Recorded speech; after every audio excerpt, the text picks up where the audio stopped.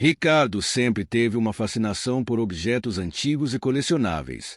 Passava boa parte dos seus dias visitando lojas de antiguidades e leilões, procurando peças raras que carregavam histórias únicas. Era um hobby que ele havia transformado em uma obsessão, um meio de conectar-se ao passado de forma palpável. Foi em uma dessas buscas que ele se deparou com o espelho. Naquela tarde cinzenta, Ricardo entrou em uma loja que ainda não conhecia. Localizada em uma rua esquecida da cidade, a pequena loja de antiguidades parecia ter sido tirada diretamente de um filme dos anos 40. O cheiro de madeira velha e pó invadiu suas narinas assim que ele cruzou a porta. Estantes abarrotadas de relíquias se estendiam pelo ambiente, e um leve sino tocou quando ele entrou, anunciando sua presença. O dono da loja, um homem idoso de aparência cansada, cumprimentou com um sorriso distante e um aceno de cabeça. Ricardo começou a explorar o lugar, passando os olhos por porcelanas, velhos relógios de bolso e estátuas desgastadas. Foi quando, ao fundo da loja, um espelho em particular chamou sua atenção. Era uma peça grande, emoldurada por madeira escura trabalhada com detalhes intricados. Algo naquele espelho parecia peculiar, quase como se o chamasse. Ricardo se aproximou e ficou admirando o reflexo.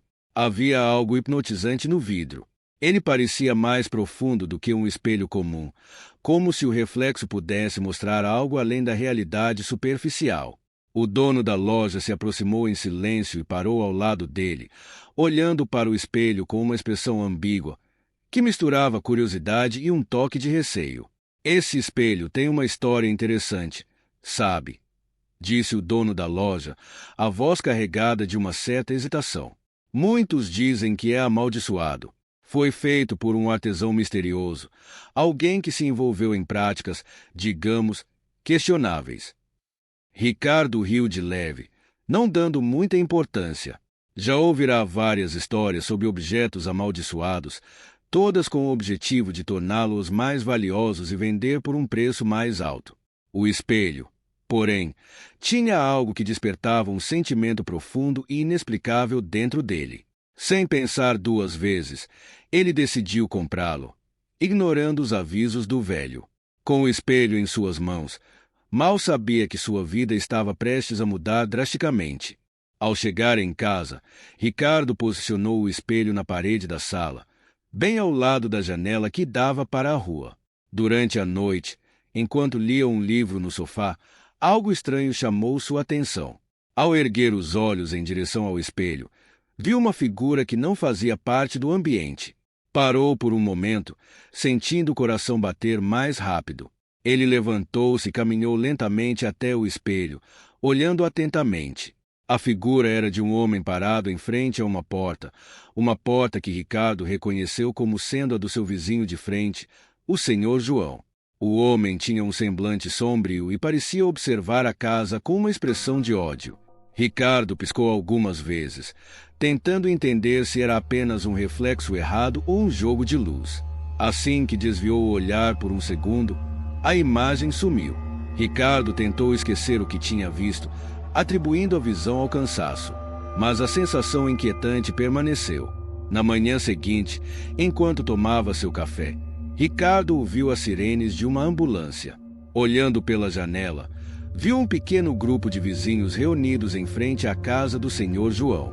A curiosidade o fez sair para investigar, e o que ouviu o deixou chocado. O Senhor João havia sido encontrado morto, brutalmente assassinado. Ricardo sentiu um calafrio percorrer sua espinha. A imagem que ele viu no espelho na noite anterior parecia ter se tornado realidade.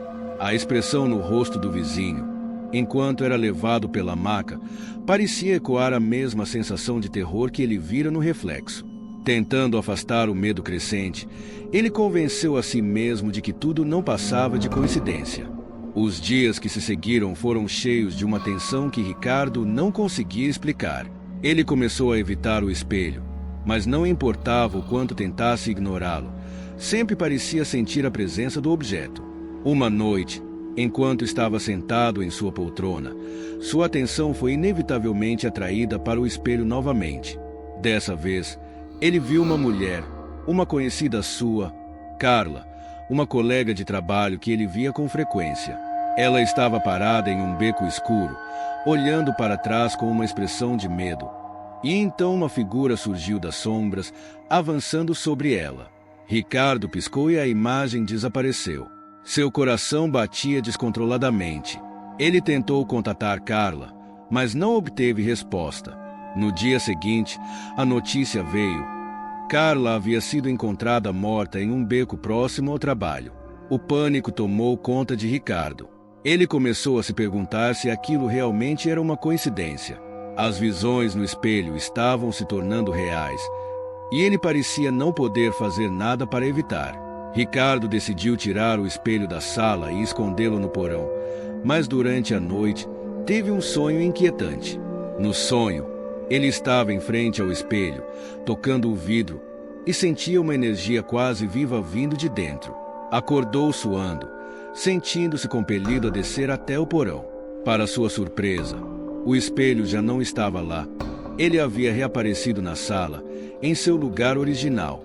Ricardo passou a ter medo do espelho. Cada vez que cruzava o olhar com o vidro, algo parecia puxá-lo para dentro. As visões tornaram-se mais frequentes, e ele começou a perceber um padrão terrível.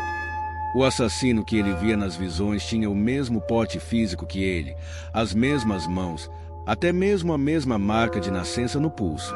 Ele começou a suspeitar que o assassino era ele mesmo, possuído por uma força que não conseguia controlar.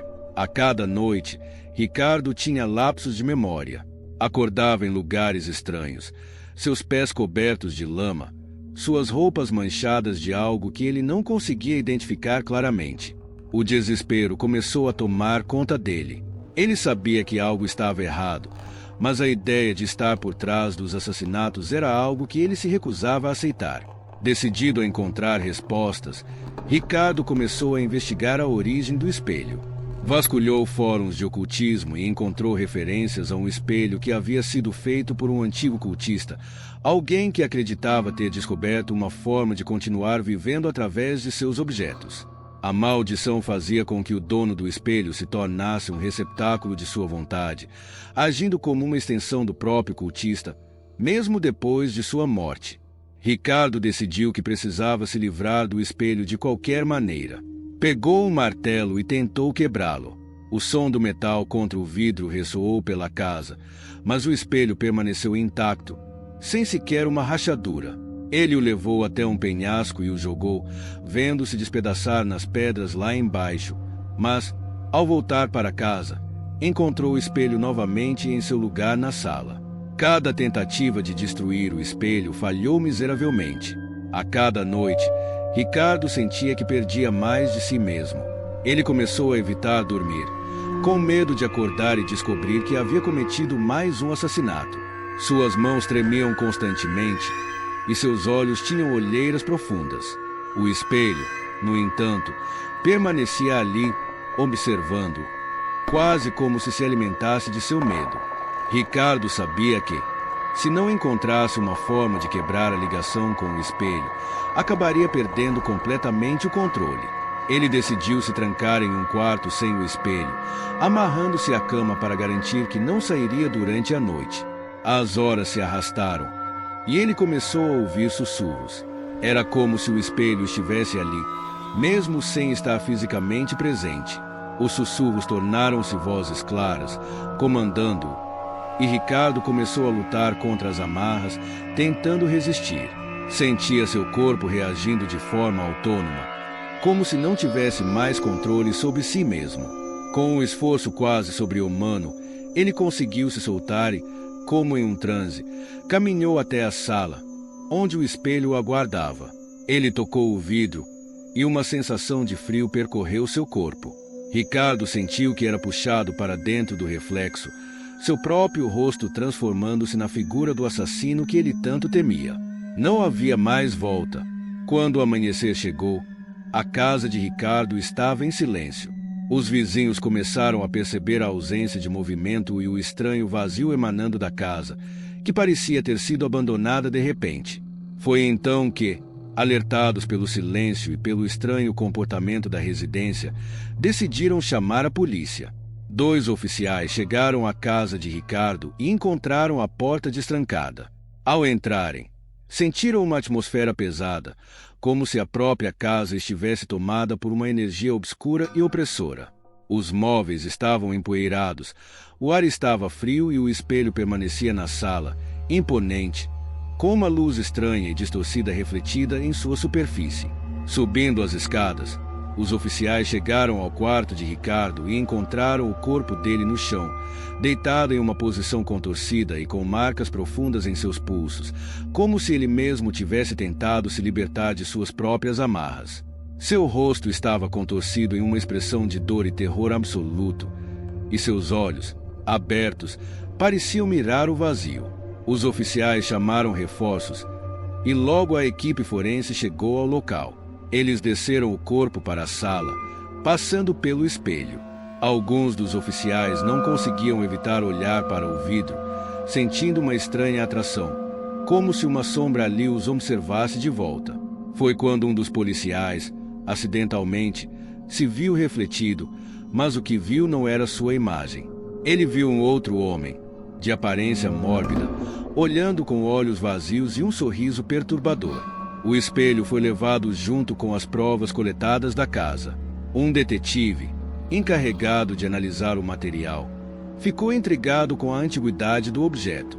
Ele o levou para o porão da delegacia, mas não sem antes sentir aquele mesmo arrepio que muitos dos outros oficiais haviam sentido, uma sensação desconcertante, como se houvesse algo vivo, algo perverso, preso dentro daquele vidro.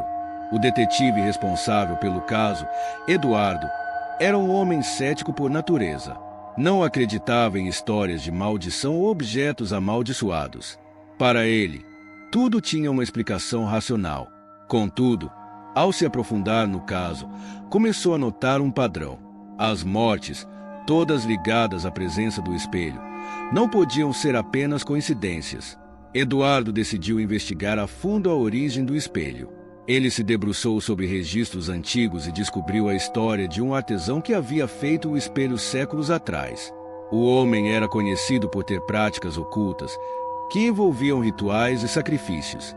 Diziam que ele havia encontrado uma maneira de capturar a própria alma dentro do espelho, garantindo que viveria eternamente, desde que tivesse corpos disponíveis para agir em seu nome. As vítimas do espelho não eram escolhidas aleatoriamente. Elas eram, na verdade, marionetes manipuladas por uma entidade que habitava o espelho, alimentando-se do medo e do caos que gerava. O espelho precisava de um hospedeiro, alguém cuja mente pudesse dominar para continuar seus atos de violência. Enquanto pesquisava, Eduardo começou a ter sonhos perturbadores, semelhantes aos que Ricardo havia descrito em seu diário. Em um dos sonhos, ele estava em frente ao espelho, sua própria imagem transformada em uma figura distorcida e grotesca. No reflexo, Eduardo estava coberto de sangue. Suas mãos pareciam ter cometido atos que ele não conseguia lembrar. Ele acordava suando, sentindo o mesmo terror crescente que Ricardo havia sentido. Eduardo sabia que estava ficando cada vez mais vulnerável. Ele havia lido sobre a maldição, sobre como as pessoas que tentavam se livrar do espelho acabavam sempre falhando. O objeto parecia ter uma vontade própria, uma habilidade de se manter sempre próximo àquele que tentasse desvendar seus segredos. No porão da delegacia, Eduardo decidiu que precisava destruir o espelho de qualquer maneira. Ele esperou até o fim do expediente, quando a delegacia estivesse vazia. Pegou uma marreta e desceu até o porão, onde o espelho estava encostado em um canto, coberto por um pano grosso. Ao levantar o pano, Eduardo olhou para o espelho. Sua própria imagem parecia mais sombria, como se não fosse apenas um reflexo, mas uma versão distorcida dele, algo que o encarava com uma maldade inexplicável. Ele ergueu a marreta e a desceu com toda a sua força, mas o impacto ecoou pela sala como se tivesse atingido metal. O espelho permaneceu intacto. Eduardo tentou novamente, e novamente, mas cada vez que o fazia, parecia que algo dentro dele ficava mais fraco. Seus movimentos se tornavam mais lentos, e ele começou a sentir a presença do espelho crescendo, como se estivesse rindo dele, zombando de sua fraqueza. Eduardo largou a marreta, ofegante, e se afastou. Ele sabia que precisava de outra abordagem. Nos dias seguintes, Eduardo começou a se afastar dos colegas e da própria família. A obsessão pelo espelho crescia. Ele não conseguia parar de pensar em como se livrar da maldição. Cada noite, os sonhos se tornavam piores, mais intensos, e ele já não sabia mais o que era real e o que era ilusão. Estava preso em um ciclo de terror constante, assim como Ricardo antes dele. Foi em uma noite silenciosa que Eduardo finalmente cedeu à vontade do espelho. Ele saiu de casa sem destino, caminhando por ruas escuras, atraído por uma força que não conseguia resistir. O que aconteceu depois foi um borrão de memórias, o som de passos ecoando, a sensação do frio da noite, o vislumbre de uma vítima aleatória, alguém que não conhecia, mas cuja vida foi brutalmente tirada pelas mãos de Eduardo, controlado pela entidade do espelho. Na manhã seguinte, Eduardo foi encontrado inconsciente ao lado do corpo, a maré de sangue envolvendo ambos. Quando os paramédicos chegaram, perceberam que Eduardo estava vivo, mas catatônico, como se toda a sua vontade e essência tivessem sido drenadas. Ele foi levado, sem qualquer resposta ou reação, incapaz de explicar o que havia acontecido. O espelho, entretanto, desapareceu da delegacia naquela noite. Algumas semanas depois, o espelho apareceu em uma nova loja de antiguidades, em outra cidade distante. Seu novo dono, um comerciante ambicioso e sem escrúpulos, não fazia ideia da origem daquele objeto. Colocou-o à venda com um preço alto, sabendo que peças como aquela atraíam colecionadores. Foi então que um jovem, encantado pela beleza do espelho, decidiu comprá-lo. Ele gostava da estética sombria, dos detalhes antigos esculpidos na madeira, e sentiu que aquele espelho seria perfeito para sua sala. Ignorando qualquer sinal de advertência, ele levou o espelho para casa, orgulhoso de sua nova aquisição. Assim que o espelho foi colocado em sua casa, uma estranha sensação se instalou no ambiente. O reflexo parecia mais profundo, quase como se houvesse algo além do vidro, esperando pacientemente para se manifestar. Mal sabia o jovem que o ciclo de terror e assassinatos estava prestes a recomeçar, como uma maldição que nunca poderia ser interrompida, sempre encontrando um novo hospedeiro para alimentar sua fome sombria. O espelho da morte não podia ser destruído. Sua maldição transcendeu gerações, capturando as almas daqueles que ousaram encarar seus segredos. Não era apenas um objeto, mas um portal, uma manifestação da maldade e do desejo de controle do antigo artesão que o criou. Aqueles que olhassem fundo demais no espelho não viam apenas o próprio reflexo, mas uma verdade aterrorizante, a de que estavam destinados a se tornar parte dele, prisioneiros de um ciclo infinito de dor e violência. E assim, em uma sala qualquer, em uma casa qualquer, o espelho aguardava seu próximo dono, refletindo não apenas rostos, mas os medos mais profundos e a inevitável queda de todos que ousavam cruzar seu caminho.